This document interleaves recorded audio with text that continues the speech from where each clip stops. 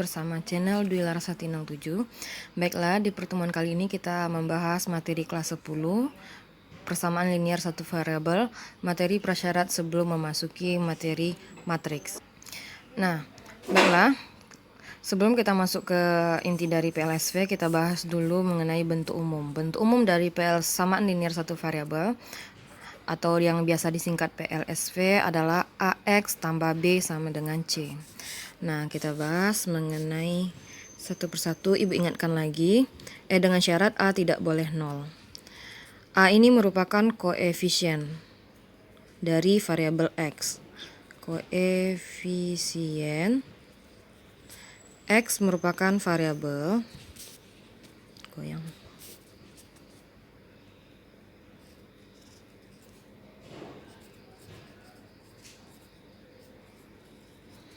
B merupakan konstanta.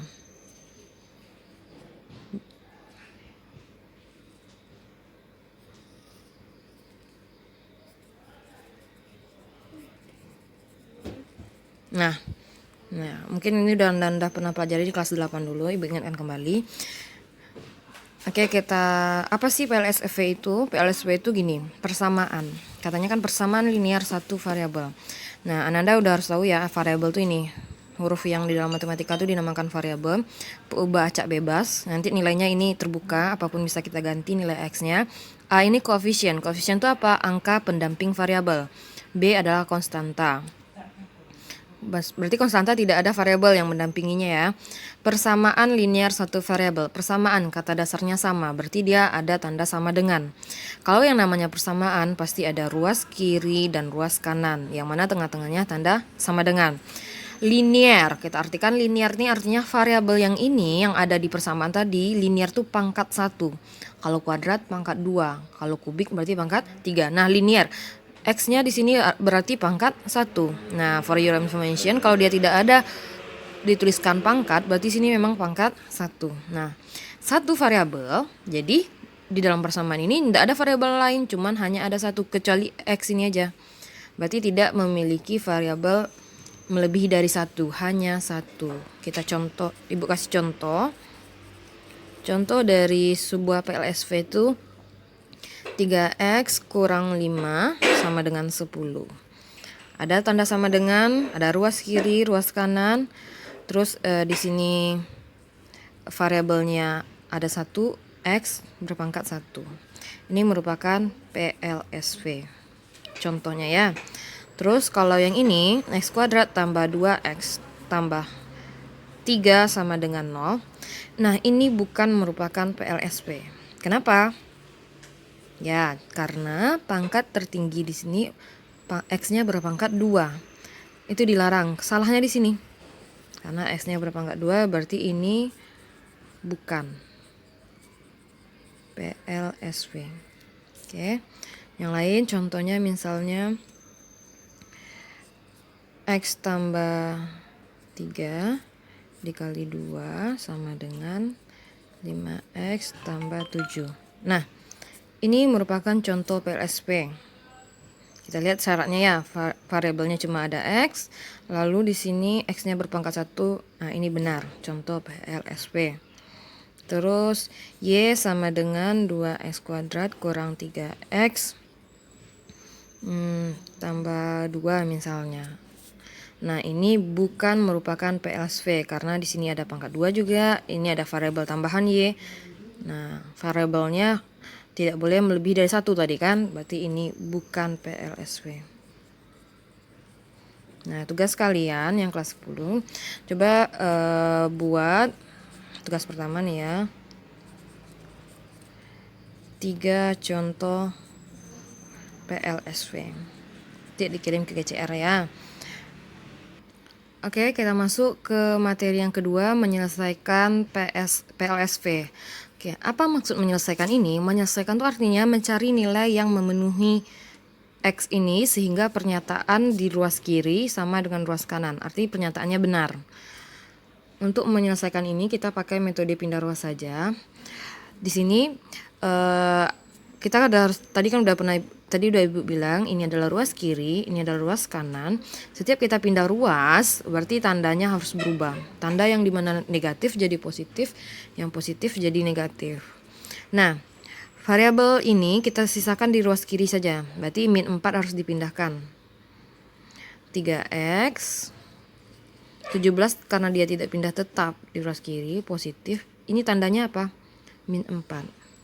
4 ini memiliki tanda negatif atau negatif ini milik 4. Karena negatif milik 4 kita pindahkan jadi plus 4. 3x sama dengan 17 tambah 4 itu 21. Ya kan? Tinggal diturunkan aja. Nah, penulisannya kalian harus sejajar sama dengannya biar rapi. Nah, untuk solusi sendiri atau menyelesaikan penyelesaian PLSV itu harus X tunggal. X dengan koefisien 1 di sini. Berarti kita ingin menjadikan dari 3x menjadi X, berarti harus dibagi 3. Karena ini perkalian, lawan perkalian bagi 3. Nah, apakah ini tidak berubah tanda, Bu? Tidak. Kalau membagi tetap, apapun angka pendamping X di sini, kita tetap letakkan itu juga yang di bawahnya ya, pembagi di bawahnya ini. Tetapi beda kalau dia penjumlahan atau pengurangan baru berubah tanda. Berarti X sama dengan 21 dibagi 3, 7. Jadi penyelesaian ini adalah HP-nya 7. Kalau kita cek ke persamaan asal, 3 dikali 7 itu 21, dikurang 4, nah sama kan dengan 17. Berarti ini jawaban yang benar. Jadi hanya ada satu X yang memenuhi kalau untuk persamaan linear ya. Kita lanjutkan contoh kedua. Oke, ini soal yang kedua. Ini merupakan suatu PLSV persamaan linear satu variabel. Penyelesaiannya kita akan menyelesaikan berapa nilai X yang memenuhi ini. Kita gunakan pindah ruas. Tadi kan X dikumpulkan ke kiri.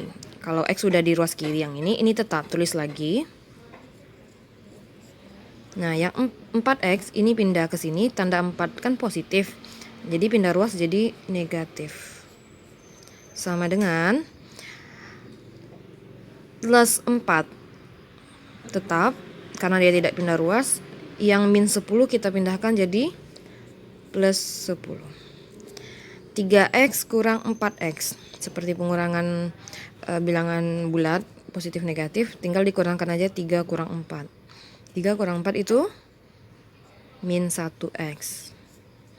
Min x. Jadi min 1x itu bisa ditulis dengan min x saja. Jadi kalau x seperti ini artinya koefisiennya itu adalah ada 1 di depannya, berarti ada min 1.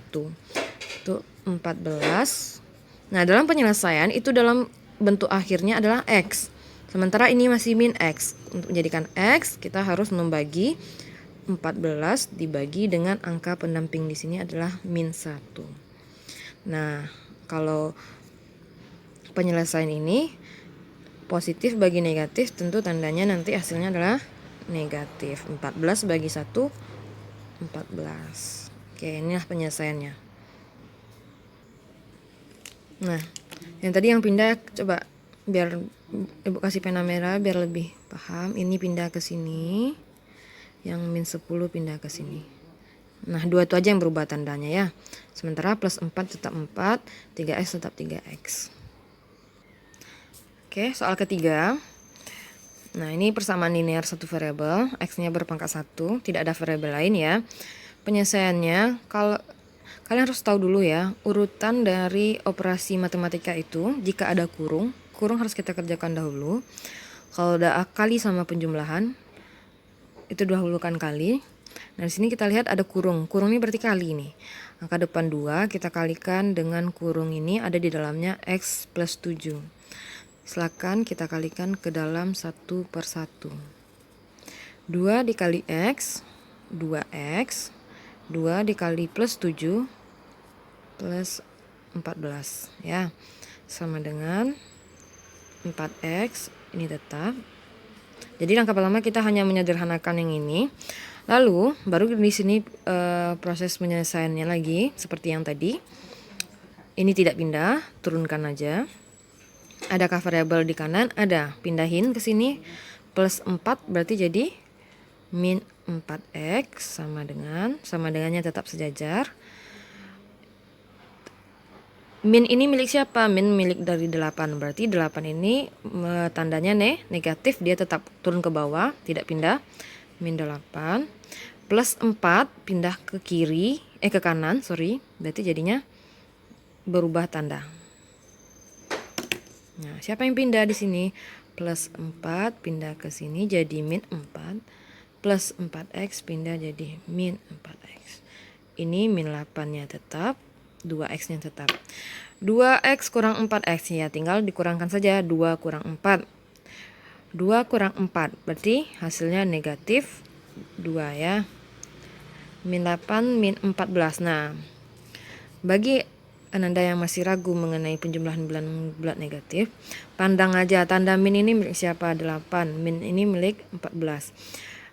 Kita logikakan dengan uang sama hutang gitu ya. Logikanya kan kalau ada hutang harus dibayar. Jika min 8 ini kita artikan utang, min utang juga 8 kan, min 14 hutang. Tidak ada pembayaran, berarti min 8 hutang, nambah lagi min 14 berarti jadinya min 22. Kalau yang tadi 2 kurang 4. Di sini.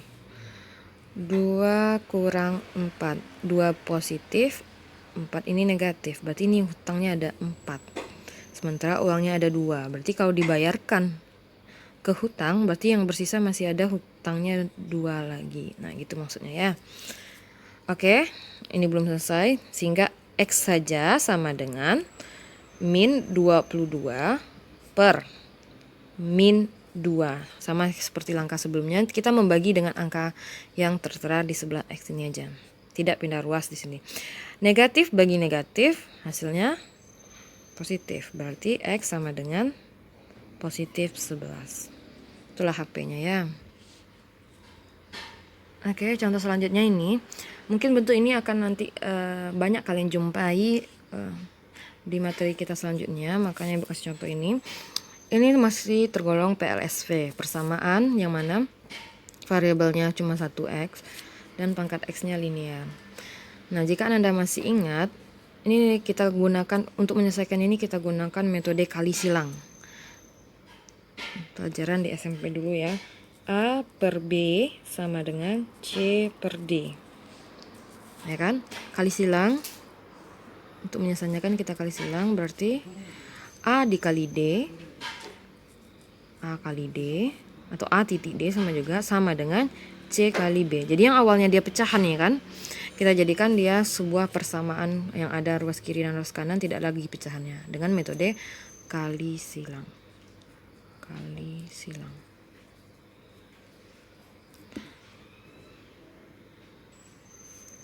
Oke, yang ini kita selesaikan berdasarkan cara ini. Kita kali silang 8 dengan ini dengan ini ya. Berarti jadinya 8 buka kurung 6 kurang 2x sama dengan 5 buka kurung x ditambah 1. Oke, tinggal kita selesaikan dengan cara yang tadi. Jika ada bentuk seperti ini, silakan dikalikan ke dalam 1 per 1. 8 kali 6 48, 8 kali min 2 min 16x, 5 dikali x 5x, 5 dikali 1 berarti plus 5. Nah, kita pindahkan semua x, berarti ini kan variabel yang x ini koefisiennya adalah min 16 ya, bukan 16 karena min ini kan ngikut ke x. Jadi yang kita tulis di sini pertama min 16x, positif 5x dipindahkan jadi min 5x sama dengan 5-nya tetap. Ini kan 5 tandanya positif tetap. 48 dipindahkan jadi min 48 gitu. Jadi penyelesaiannya min 16 min 5 seperti tadi. Min 16 min 5. Ini min 16, ini min 5. Berarti jadinya min 21 gitu ya. 5 kurang 48, 5 positif, min 48 negatif. Berarti kan pengurangannya hanya sebesar 5. Jadi utangnya itu ada 48 dikurangi 5. Uangnya cuman, berarti masih ada sisa utang sebesar 43 lagi. Sehingga untuk X itu sendiri berarti min 43 per dibagi dengan min 21. Jadi X sama dengan negatif bagi negatif itu positif. Begitu juga nanti kalau ketemu negatif kali negatif itu juga positif. Kalau negatif kali positif ya negatif ya. Berarti X sama dengan 43 per 21 bisa kita sederhanakan. 43 dibagi 21 itu bisa 2. Karena 21 kali 2 itu 42 kan. Kelebihan kekurangan 1 lagi sisanya. Berarti 1 per 21. Nah, beginilah materi mengenai PLSV. Silakan Anda catat di catatannya dan latihan Ibu kirim ke GCR. Assalamualaikum warahmatullahi wabarakatuh.